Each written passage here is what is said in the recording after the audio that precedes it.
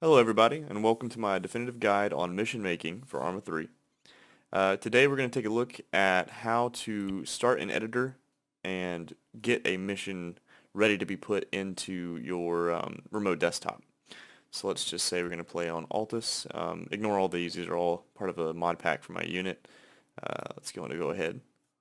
Alright, so we've loaded in and we are on a base map. Nothing besides the vanilla assets are put on this map. No respawns, nothing. You would not be able to play at all on this map unless you had some type of editor file, but we don't. So that's why we're here. Okay, so to start with the basics, spawning units, very simple. It's going to be actually similar to Zeus and all that good stuff. So all your units, props, civilians, everything, all going to be over here. It's all going to be in this little assets menu. You can choose between single objects, compositions, which are very useful, especially with props. We'll get to that later. Triggers and waypoints and all that stuff, I don't really use that much because nowadays you can kind of do a lot of stuff in Zeus and cover most of that. But if you are making a mission file, these are very important. But we're not going to be covering triggers or waypoints or anything today. Systems, usually the only important ones that you want to have down are some MCC things or possibly some stuff in ACE. Maybe like a sitting module if you want people to be able to sit down in a chair. Moving on, markers are important, so if you want to have anything predisposed on the map beforehand, you can always say, well, we're going to say this little hill is an ambush point, so we can put that down there, and we can spin that around, and there you go. We're going to go ahead to move into actually spawning things and setting up a little base. Alright, so I've found a little airfield over here at the northeast side of Altus. It looks like a pretty good little sandbox area to spawn people in, maybe do some missions later on. So what we're going to do is we're going to set up a little base for people to use as a sandbox, a little starter place. So let's go ahead. Looks like we've already got a pretty decent amount of stuff here. This looks like a pretty cool area. It's already got a hangar next to it for spawning vehicles and stuff out of the way. And it's got this little open area. So if we want to be very simple, we could just go base, and that brings up a whole bunch of stuff you can spawn. And depending on how many mods you use, you could get a lot of stuff popping up. So if we type in base here in the singles, you can get all kinds of stuff. And why I love editor so much is you can see what you're going to spawn before you actually spawn it, and that's very useful. Houses, everything. Now we're actually going to go just to compositions, and just for the example, we're going to spawn a small OP tower.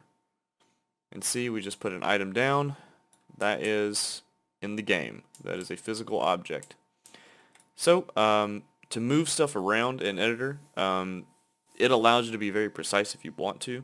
There's two different movement types. Well, actually, there's three.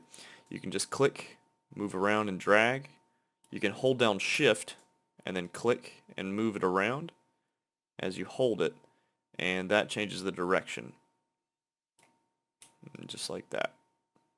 Now if you hold down Alt and move it, it's going to go up and down. So we are just going to put it right here, face that forward, and there you go. That's a little base. So now we're going to move on to getting spawn points and all that stuff done. So now that we've got a base and everything down, we're going to go ahead and put some units down for people to choose. So just for the sake of the video, I'm going to put down some NATO units. And let's say we're going to go to men. Riflemen. How about that? I'm going to put some dudes here. And we see that is the player. We know it's the player default because it has the red circle. Now we're going to double click off of player, and then choose playable. That way, that is a choosable and playable character when you go in. A simple thing I like to do just to keep it simple when you're spawning stuff in editor, just copy, which is Control C, and then Control V, Control V, Control V, Control V, Control V. And you can spawn a billion of these dudes and they'll have more slots as the people come into your game. Now if you want to get more advanced, you could even say let's spawn some squad leaders in. If you play with a unit that can be useful, you can do playable and you can choose their rank, so it could be like a sergeant. Or if they're a medic, you can choose engineer or medic stuff. I usually, if I'm going to spawn a combat lifesaver, I make sure I just give them doctor in the unit. So now that squad leader will be able to do ACE, advanced healing, and all that stuff with mods, but I'll probably cover that in another video. So now we have the units for people to choose when they come in. We'll just make this one default player, because otherwise if you're playing single player you're not going to be able to spawn as anyone. Alright, now that we've got units, we've got a little base, we're going to add a spawn point. So we're going to go to markers, we're going to go all the way down to system, we're going to go to empty. I think you can use either empty or select, I just use empty. So we're going to plop that down on the map. Now it doesn't work as a spawn point unless you double click, go to variable name, and then type respawn west. Now I believe that works for respawn east or respawn independent. I don't know what the independent one is, but that's where that faction is going to respawn in. Usually if it's blue 4, it's going to be respawn _ west. All right, and as a finishing touch for just beginning and the sandbox basics of everything, we're going to put down an arsenal. So for that you can just go singles, props, and then just type in box, for instance. Let's scroll down, maybe go to supply box AAF, put that down here. You can angle that around whichever way you want. You may go up or down, side to side. So for this, normally people prefer using the arsenal system, which is going up to the box and pressing spacebar for a virtual arsenal. It's a lot better than choosing your equipment individually. So what we're going to do, I do it all the time. We're just going to shift tab, web browser, and then we're going to go Arma 3 Arsenal. Arma 3 Arsenal. We're going to go to videos, and there's one that, yes, full Arsenal tutorial. This guy is the best. I feel bad because most of these are probably just for the 5 seconds it takes to come in here and copy paste this little script right here. And you put that into the init box of the arsenal. So we're going to double click. So we're going to click on init and then copy paste. Press OK, and that is now a fully functioning arsenal for people to go up to. Alright, so now we've got spawns, we've got units, we've got an arsenal, we've got a little bit of a base that practices a little bit of everything. But basically, if you want any custom settings or any settings at all, you're not going to be able to have any of those unless you do what we're about to do. So we're going to go ahead, go to, first of all, we're going to go to settings, and we're going to go to add-on options. So for right now, these are highly customizable, once again based on what mods you're using. For the mod pack that my community uses, alright, so we're just going to go to server. We use a very specific set of ACE stuff and all that. But basically you're going to go through here, you're going to check off whatever you want to use. You're going to use bullet trace effect and ACE. One of the most important things to do is to go over ACE medical. If you're going to be doing a milsim or a tactical realism server, you're most likely going to be having ACE in there. So we're going to go in ACE medical. And for me, our settings are a little unique right now. We're kind of moving them around at this moment. But the basics are pretty simple. If you want a advanced medical system where you have a broken leg, and all that good stuff, you have to use certain types of bandages and stuff. You just want to set everything to advanced. Feel free to just look at this as I go down and copy it. I'm just going to talk while I do that. Bleeding coefficient, that's like how fast you bleed. Pain, that's how much pain you get. Player damage, I usually increase that pretty high. Let's see here. That's all just like a bunch of medical stuff. Let's see. And yeah, that's pretty much it. You just need to make sure your ACE is, your medical is pretty much on point.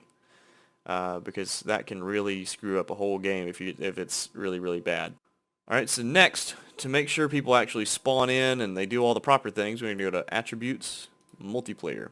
So this is going to choose what exactly is going on with your mission and how people spawn and all that good stuff. So we're going to go to Game Type, and just for the sake of it, we're going to choose Sandbox. We're going to say minimum players 0, maximum players 30. You can type a nice little summary in here. Zach's video. You definitely want to uncheck Enable AI because there's going to be a lot of dudes that spawn in that are just sitting there, and it's going to kill people's frames if you don't do it. We're going to go ahead, since we did put a respawn point down, we're going to click on this. We're going to go on Respawn on Custom Position. I'm just going to make the delay 13 seconds. So this time now, when someone dies, they don't just go into a spectator camera. They actually can respawn on that point. You can go through all this stuff. I'm literally not going to tell you what to do. You could choose to let people respawn manually if you want. You could choose whatever. If you want to have the vanilla revive mode, you go into the multiplayer and choose that. But we don't use the vanilla stuff, so none of this is used at all. We're going to go ahead and save it. It's very simple, right? Not very much. So we're going to go to Scenario. We're going to Save As. Let me go into MP missions real quick. Make sure you save it in MP missions. If you don't, you're not going to be able to play it in multiplayer. I don't binarize it because if you do want to edit some PBO files, that's some pretty advanced stuff. But if you do, you don't want to binarize it. So we're just going to save this as Zach's mission file. We're going to save. Alright, so that is officially saved. So now, what you want to do is you want to go ahead and play it, right? No. You have to go to export. You export that to multiplayer. And we're going to talk about where that goes in the next video. So I hope you guys enjoyed watching and have a good one.